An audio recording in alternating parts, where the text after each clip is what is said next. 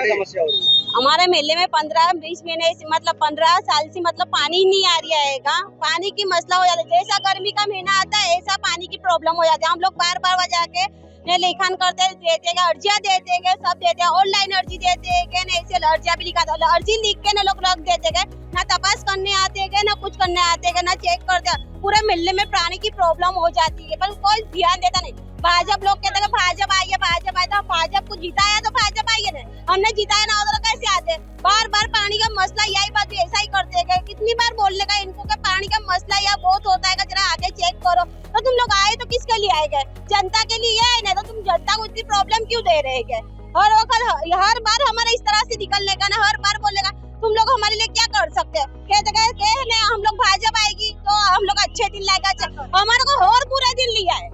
भाजपा आई जब से हमारे को बुरे दिन आ गए, तो क्या तुम्हारे को कैसे जीता है किस लिए हम लोगों ने? तुम लोग कहते कि सरकार है ना आएगी तो सरकार तुम्हें अच्छा करेगी, अच्छा तुम लोग और बुरा कर रहे। ना रमजान में पानी दे रहे, ना बकरा ईद में पानी दे, मुसलमान को क्यों परेशान इतना सब कर रहे हैं? और हाँ, रोड इसलिए बनकर पानी नहीं आता, छोटे छोटे बच्चे लेके कहाँ जाए? 2-3 साल के बच्चे है, 2-3 साल के बच्चों को लेकर किधर निकले? पानी का प्रॉब्लम किसको नहीं होता? काम सबको होते। और पानी है भैया, हुसैन भाई आते हैं, हुसैन भाई हमारे लिए पानी लेकर आते हैं, विचार बार बार अर्जिया करते हैं ना, वो भेजते हैं, वो आता है हमारे इतना पानी वापस। इतनी बड़ी सिटी है कि इतना पानी कितना हमको पहुँच चलेगा? इतना सब लोग है बाबा, जो कम से कम अक्खा मदार मिल रहा है, पूरा मदार मिलने में पानी नहीं आ रही है। तुम सोचो सही, अभी आपके घर में एक दिन पानी नहीं आएगा तो आपको पता चल जाएगा। एक दिन ही, सिर्फ एक ही दिन आपके वहाँ पानी बंद कर दो, जब आपकी गाड़ियाँ छोड़ के घर निकल के चले जाएगी। हम लोग इतने टाइम से प्रॉब्लम है तो तुमको दिखता नहीं है, नजर नहीं आता है, ठीक है के लिए तुम लोग बैठे गए, उठाए क्यों है गए? जब तुम्हारे से कुछ काम नहीं होता तुम लोग बैठो ही मत, तुम्हारे को हक नहीं बनता, तुम लोग गद्दी पे बैठे। हर बार परेशानी करने का, हर बार तकलीफ देने की, कितनी तकलीफ उठाओ।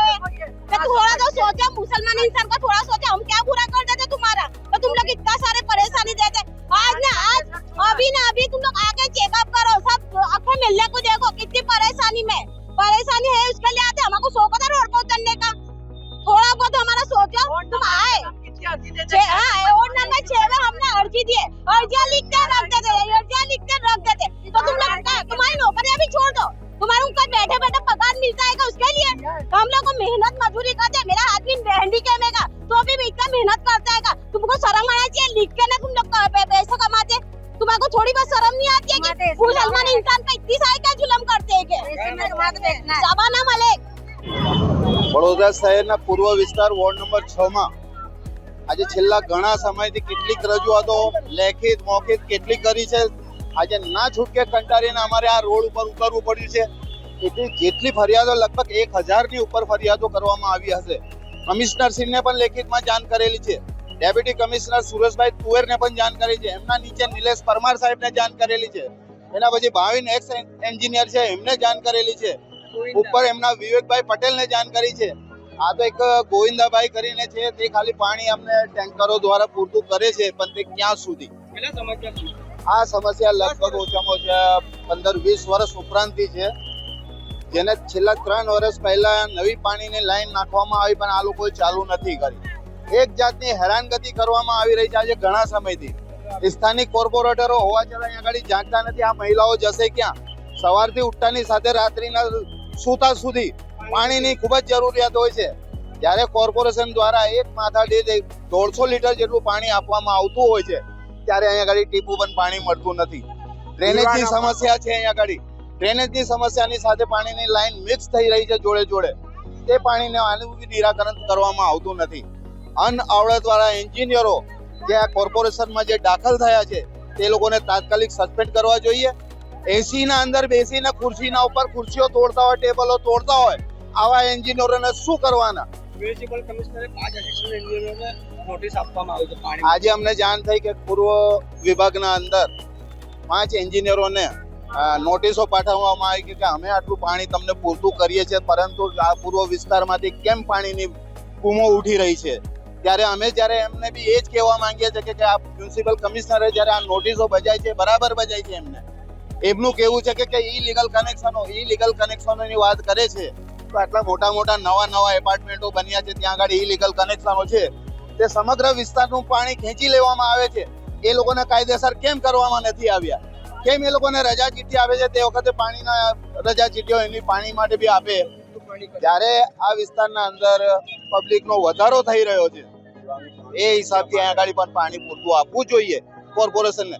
કઈ રીતના અહીંયા આગળ અંદર આ લોકો બેસેલા છે કે તે સર્વે નથી કરતા. સર્વે કર્યા વગર કેવી રીતે પાણી એ લોકો અમને પૂરતું નહીં આપી શકે? આજે આંદોલન કર્યો છે, જો સમસ્યાનું નિરાકરણ નહીં આવે તો શું? સમસ્યાનું નિરાકરણ નહીં આવે તો અહીંથી ઉઠીએ દઈ સાહેબ. આજે અહીં જ બેસી રહીશું. આજે ડેપ્યુટી કમિશનર સાહેબને અહીં આવવું પડશે.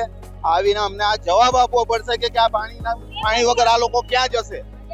જ્યારે તમે સિટી વિસ્તાર કહો છો, સિટી વિસ્તારના મધ્યના અંદર આ તમે પાણી નથી આપી રહ્યા. ઠેર ઠેર બૂમો પડી રહી છે. આ લોકો ક્યાં જાય? નાના બાળકો લઈને તહેવાર આ બકરા ઈદ ગઈ ત્યારે પણ અમને આ પાણી અમને મળ્યું નથી. કેવી રીતે અમે અમારા દિવસો ગુજાર કર્યા છે અહીંયા આગળ અમને ખબર છે. અત્યારના હાલ નવા ચૂંટાયેલા જે ભારતીય જનતા પાર્ટીના નવા કોર્પોરેટરો છે, એમને તો કશી ભાન જ નથી, કશું ખબર જ નથી એ લોકોને કે શું વિસ્તારમાં ચાલ્યો છે. પણ હું એમ કહું છું કે સમાચારના માધ્યમથી તો તમને ખબર પડે છે ને કે આ વોર્ડ તમારો છે. સમાચારના માધ્યમથી તો તમને ખબર પડે છે ને. તમે ભણેલા ગણેલા છો તો તમને આટલું તો માહિતી હોય ને કે આ પબ્લિક કેમ રસ્તા ઉપર આવી છે. અમારે રસ્તા ઉપર આવવાની કોઈ જરૂર નથી, પરંતુ તમે તે સુવિધા આપવામાં નિષ્ફળ નીવડ્યા છો. ને વિકાસની વાતો કરો છો. શું વિકાસની વાતો કરો છો તમે?